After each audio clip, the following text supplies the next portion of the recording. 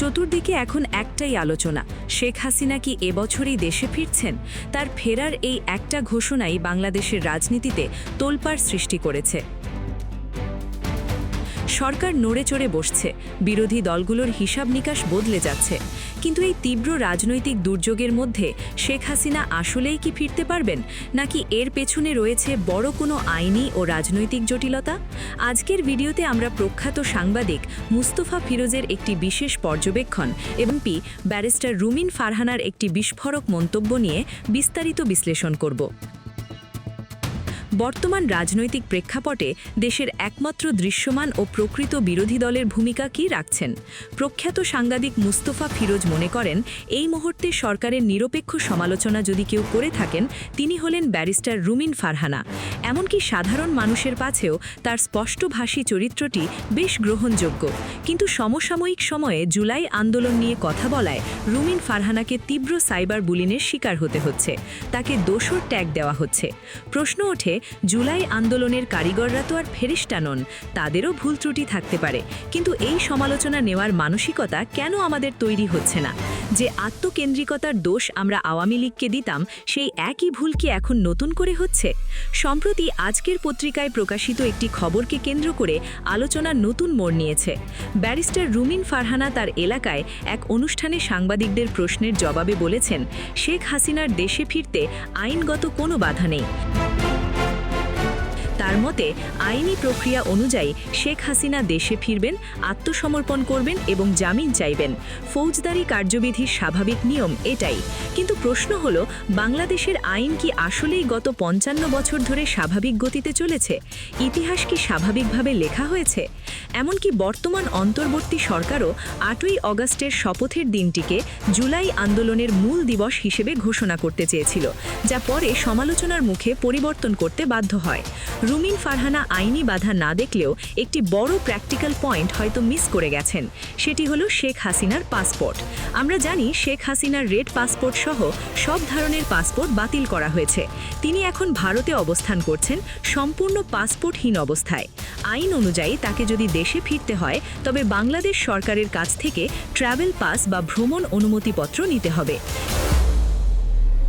বিভিন্ন গণমাধ্যমের সূত্র অনুযায়ী সরকার শেখ হাসিনাকে নিয়ে নতুন কোনো রাজনৈতিক জটিলতায় জড়াতে চাইছে না। অন্যদিকে নির্বাচনের আগে কোনো দল নিষিদ্ধের পক্ষে না থাকলেও বর্তমান সরকার আওয়ামী লীগকে আদালতের মাধ্যমে নিষিদ্ধ করার আইনি প্রক্রিয়ার দিকে এগোচ্ছে। আন্তর্জাতিক অপরাধ ট্রাইব্যুনালের তদন্ত সংস্থাও কাজ শুরু করেছে। অতএব শেখ হাসিনার ফেরার পথে আইনি বাধা না থাকলেও পাসপোর্টের জটিলতা এবং বর্তমান রাজনৈতিক বাস্তবতায় সরকার এই মুহূর্তে তাকে দেশে ফিরতে দিয়ে কোনো বড় ঝুঁকি বা উত্তাল পরিস্থিতি তৈরি করতে চাইবে বলে মনে হয় না। অতীতে আমরা তারেক রহমানের ক্ষেত্রেও দেখেছি, চাইলেই চটজলদি ফেরা সম্ভব হয়নি। শেখ হাসিনার বেলাতেও হয়তো একই রকম বা তার চেয়েও জটিল প্রক্রিয়া অপেক্ষা করছে। আপনার কি মনে হয়, শেখ হাসিনা কি আসলেই এবছর দেশে ফিরতে পারবেন, নাকি ট্রাভেল পাস এবং রাজনৈতিক মারপেচে তার ফেরা আটকে যাবে?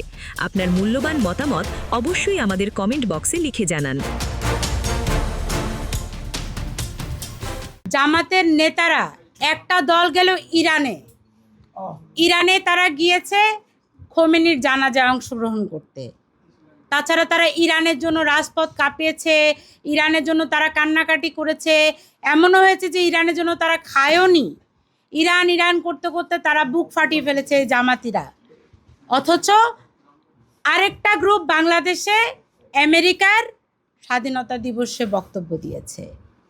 বুকে হাত রেখে সবাই আমেরিকান নেতাদের সাথে হাসাহাসি হাত মিলিয়েছে। তার মানে জামাত কী ধরনের দ্বিচারী রাজনৈতিক দল?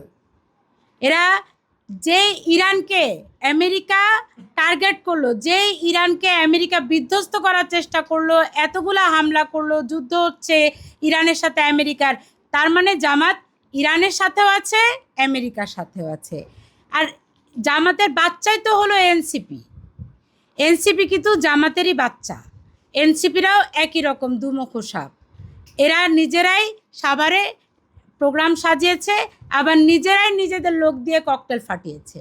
তার মানে বাংলাদেশ যতদিন পর্যন্ত এই জামাত, শিবির, এনসিপি, এবি পার্টি দেশবিরোধী এই বেড়াজাল থেকে মুক্ত হতে না পারবে, ততদিন বাংলাদেশ এভাবেই কলকবজা হাড্ডিগুড্ডি বাংলাদেশের শেষ হয়ে যাবে।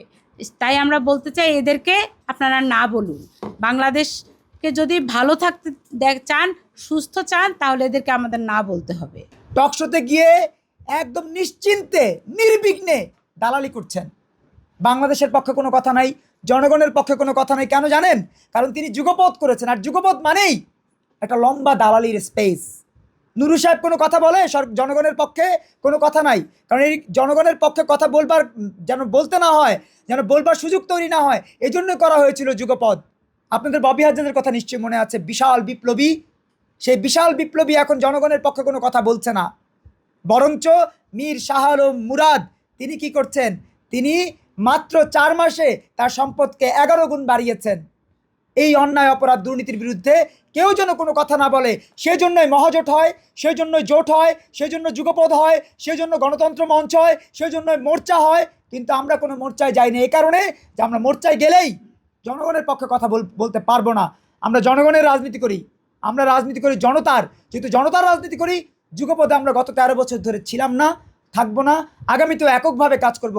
অনেকের মধ্যে ভ্রান্তি আছে যে নতুন দ্বারা মনে হয় নতুন করে গজিয়ে উঠেছে 5ই আগস্টের পরে।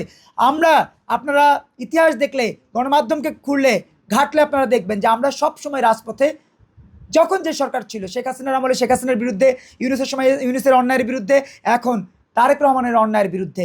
আজকে লোডশেডিং হচ্ছে, আপনি ক্ষতিগ্রস্ত হচ্ছেন না? জ্বালানি তেলের দাম বেড়েছে, আপনি ক্ষতিগ্রস্ত হচ্ছেন না? চালের দাম বেড়েছে, আপনি ক্ষতিগ্রস্ত হচ্ছেন না? বাজারে যে আগুন লেগে আছে গত 4 মাস ধরে, আপনি ক্ষতিগ্রস্ত হচ্ছেন না? খালি মমিন মেহেদী ক্ষতিগ্রস্ত হচ্ছে। যে ক্ষতিগ্রস্ত হবে তার পক্ষে আমরা কথা বলবো, এবং এই কথা বলবার মধ্য দিয়েই নিবন্ধন দিচ্ছে না ভাই। 3 বার আবেদন করেছি, নিবন্ধন দেয়নি। তাতে কি যায় আসে? রাজনীতি করতে নিবন্ধন লাগে না, নির্বাচন করতে নিবন্ধন লাগে। আমি তো নির্বাচনে যাব জনগণের ম্যান্ডেট নিয়ে। জনগণ আমাকে ম্যান্ডেট দিতে বাধ্য হবে, কারণ আমি জনগণের কাতারে থেকেই সব সময় কথা বলেছি। আপনাদের সবাইকে কৃতজ্ঞতা, ভালোবাসা, শ্রদ্ধা।